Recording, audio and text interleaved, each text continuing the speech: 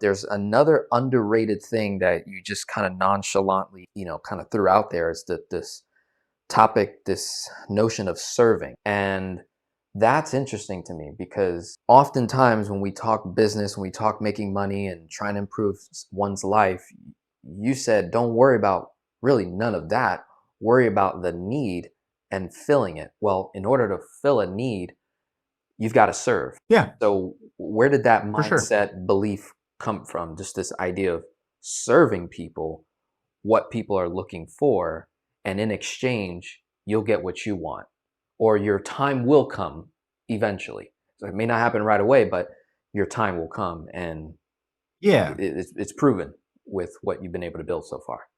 So that's a real, I've never like really put thought into where that belief came from. But if I had to guess, so my mom is a psychologist. She's a marital counselor by trade. And she is a frankly terrible businesswoman. That is like just not her strong suit, right? Hmm. Her strong suit is her profession, right? It's she's got a PhD in psychology. She loves helping people. She loves helping couples. Like she's really good at her craft, right? She's an artist, and her art happens to be the academic pursuit of psychology. Um, she is killing it in business today, and it's taken her decades and decades and decades to really refine her practice to the point where she's killing it, because she's not a great businesswoman. But what that really showed me growing up is I think if you pay attention to your craft, whatever it is, right? It doesn't have to be psychology, it doesn't have to be engineering. It can be firefighting, it can Yeah. be nursing, it can whatever it is, right?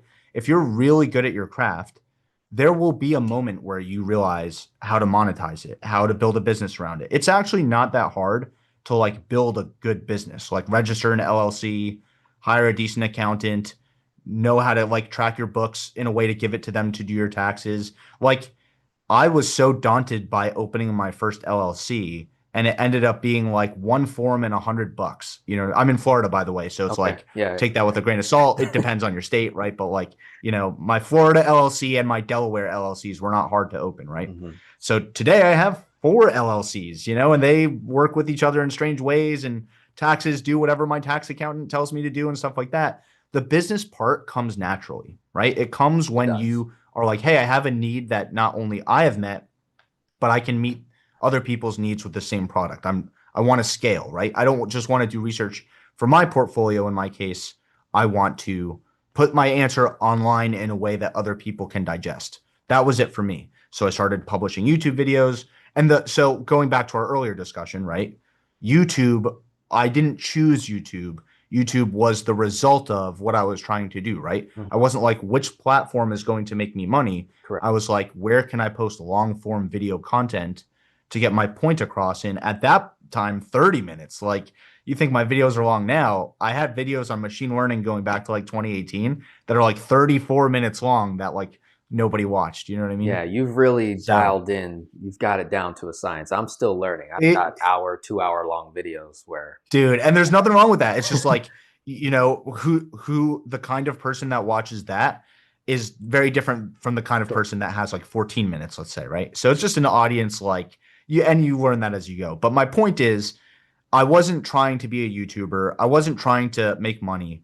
I was trying to keep a video diary of my own investment decisions and like figure that out. And so like the pieces started falling into place. Hey, this is the tool you use to edit videos. This is the place to publish long form videos. Yep. This is the kind of stuff that works there. So you need to pick up this skill, titles and thumbnails, right? Like, Yeah. so it was like a very natural evolution and not a forced one. Yeah. And it's definitely one that I'm still evolving, right? Yeah. Sorry, go ahead. No, my fault. It became more of an efficiency conversation. Like you just stumble across this. You're like, this Yeah. is going to make my life more efficient. And boom, you had the resources to do it. And then that made more money. And then that made more money. And you just keep getting more and more efficient. And then you surround smarter people around you, I'm assuming, to help you continue to do what you do best and delegate the rest in a sense. I'd like Yeah. to ask another part on the strategy, staying on topic here. And now that I Sure. understand your belief model and the mindset and how you really adopted some of that thinking from your mom and how that's helped you just progress in life really, really well. And again, I think service, just the idea of serving first, filling that need is super underrated because you can't necessarily measure it in terms of on a balance sheet. But if we're talking relationship capital, we're talking networking, it's it's the largest bank account, in my opinion, in anyone's portfolio, is that relationship capital you build with the marketplace, which in return looks like no like and trust, no love and trust. A person like yourself or myself or anyone that is aspiring to be in the position that myself and Alex are currently in now. So I want to ask, as you're building this out, what were some monetization vehicles or products or services, tangible or intangible, that you were like, if I do this way, this might work? Or was it, I just stumbled on this monetization vehicle and then you went all in? How did Yeah. that develop? I am a serial stumbler. If I could describe my life, Okay. it's like failing forward is basically what I'm known for, right? Okay. So, the first thing I did when I became like YouTube partnered or whatever it is like, you get your 1,000 hours, sorry, your 1,000 subscribers and your 4,000 hours, right? Mm-hmm. And you enable ads and you feel really great and you get that first $7 paycheck from YouTube and you're like, I did it. I made my first dollar online.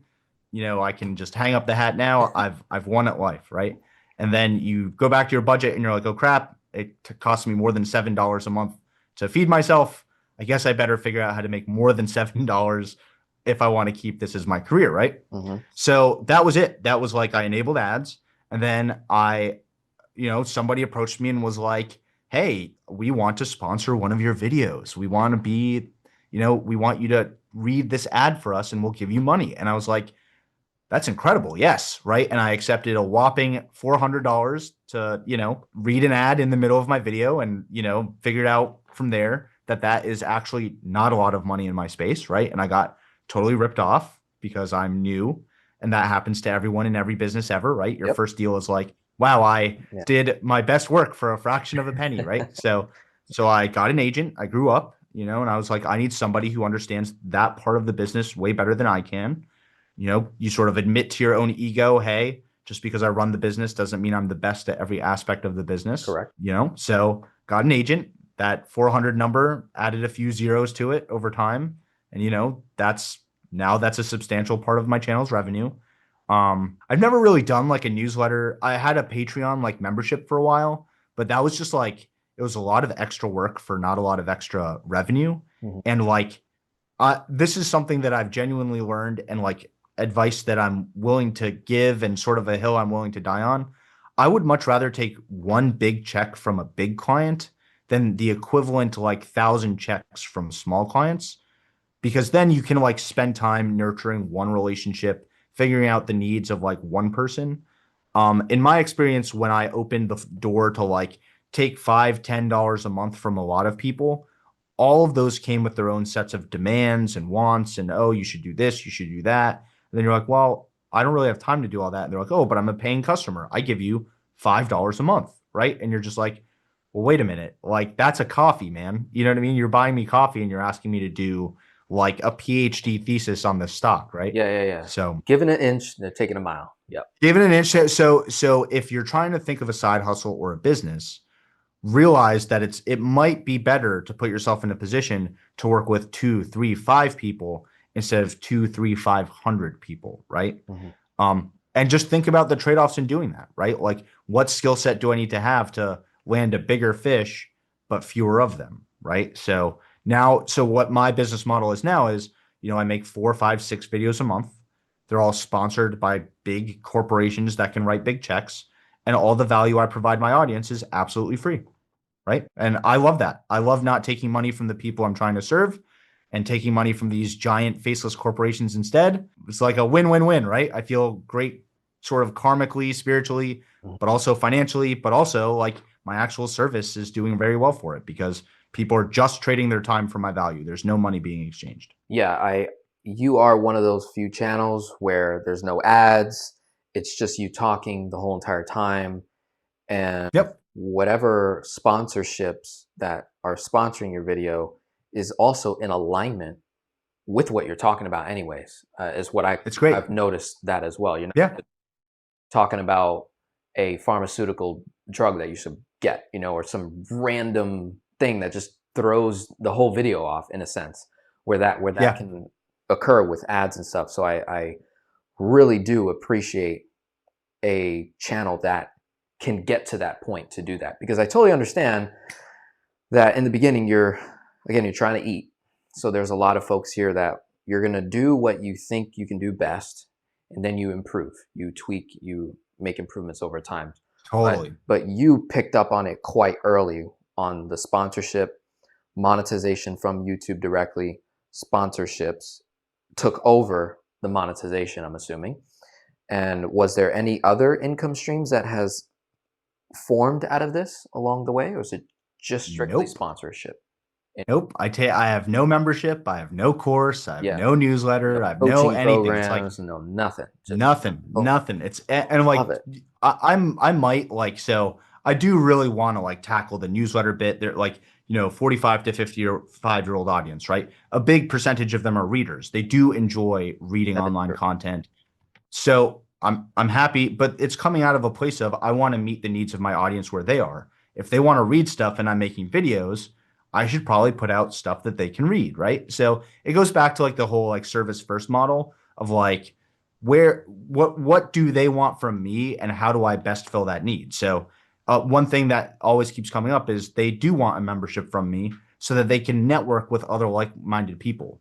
I would have never thought of that, right? It's like when I think of a membership, it's like you pay me, I give you stuff that you're not getting on the channel. It's me to you still, right? And they're like, no, we don't care about you. I want to meet other ticker symbol U fans. I want to Yeah, see who else like shares my mentality. It's like, oh, that's smart. Like, I yeah, can. So I'm working on stuff like that now because like there's a real need there, and it has nothing to do with me or my ego. They don't want more of me. They want to meet each other, right? It's like, oh, because that's smart. I should okay, but it always comes from what does my audience need, I love that. right? Not how can I extract more money from them? Or else I'd have 6 courses and 10 memberships, right? Like I know how the game is played. Yeah, yeah, it's a game that I dipped my toes in over the years, so I definitely see both sides of it. There's worlds to it. There's good, bad, and ugly in Totally. courses and programs, things like that. But in your case, it's rare. It's not spoken about a lot because it's not necessarily duplicatable. It's not incentivized from the guru that's recruiting a bunch of people to sell their coaching to then get certified to create your own programs, to then recreate programs, create Yeah. programs, and Right. it creates this nice everlasting flow of income of just repurposing content that you could probably learn for free or in a book for $10. Yeah. Is the God's honest truth. And so I've dipped my toes in there, and then I took the model of give everything away for free. This is something that Alex Hormozy says. I don't know if you're familiar with him, Yeah, but very. he's like, just give it all away for free. And if you're going to charge, you can charge for the process of someone actually helping Yeah. get there. So I'm assuming maybe someone reached out to you online. It's like, hey, this is wonderful what you're doing, Alex, but can you actually do this for me? Right. And then it's up to you Yes. to say Yeah. yes or no, right? It's up to you to say yes or no Yeah. at that point. But I've had that experience too, where it's like I got to the point where I was just giving it all away for free, and then people are like, I want to pay you to do it for me, Denzel. I don't want to spend 10 hours over here. Exactly. Please do it for me. And that's where I was like, oh, okay, so I can serve for free and leverage the audience, but then there's going to be people that can also help me cover my expenses and needs to keep doing what I want to be able to do for folks, helping people for free, and been able to build a whole ministry out of that, just kind of just serving people for free. But then there's also the paid aspect. So there's both windows that those that are watching that you can go down, and then there's this unheard of, not too spoken about model, which is go after a large client, faceless corporation, has a ton of money to blow on marketing, Yeah. and get in front of a marketing model, social media, where television is dying, where old, legacy media is dying, and all the eyeballs are now gravitating to these platforms. So the corporations are writing big checks to get in front of those big solo content creators because they know they're capturing a large audience and they know their customers are hanging out with Denzel or with Alex. That's a model in and of itself to absolutely consider, which, again, happy for you to break that down for us. If you're Yeah. okay with Yeah. it. Like that's actually a really good thing to double click on, right? So, do the model you just described of like, hey, give it all away for free and then charge people to do it for them if they just want you to supply the answer is exactly what I believe the right model is, right? So, as opposed to, let's say, building a course, selling a product, getting people into a funnel, doing all these other like intermediate things to sort that you have to repeatedly sell, right? So I do have like a third business. The third business is literally exactly what you just described. It is where people will ask me to do investing research for them. It's usually like small family offices, a couple rich individuals, whatever. But like they're like, hey, I love your stuff. I would like you to essentially make me a private video on this, that, or the other thing, usually a technology, usually a private company, right? Mhm. And I don't want it as a video. You can just like break it down for me over a phone call or whatever. But like I'm essentially paying you to like remove for this block on your content calendar so that you can answer my specific question that I'm planning to make a lot more money from, right? So back to your example, that's exactly right. You can learn how to do all this for free, or I can pay you to literally show up and do it or you can pay me Yeah. for me to literally show up and do it for you.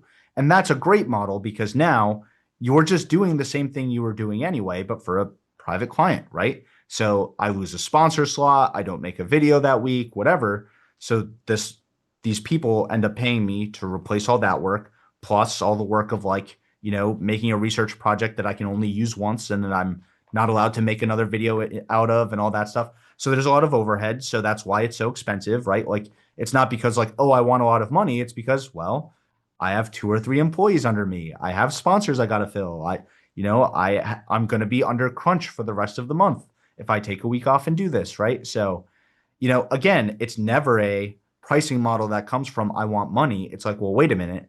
Now you're paying me to replace all these other costs and expenses, right? This is what it's worth. So like Yeah. exactly. So it's like the theme I'm trying to hammer in over and over again is all the answers come pretty naturally. I didn't like derive or divine any of my business processes. I was like, how do I actually just do this? That's the process, right? Like, and next time if I want to do it faster, I need to refine the process, right? So it's not, I didn't open a business book. I didn't go and like take some master class. I can recommend a few like personal development classes just that helped me like cope with the stress of it all. But like the actual day to day, I didn't take some YouTube boot camp. I probably am terrible at making videos if I only make 1 or 2 a week. I know people who make like 2 or 3 a day, and it's like, okay, clearly they have a different process, right? Right. So Different model. Yeah. different model, yeah. Thank you. Oh, So this is really good.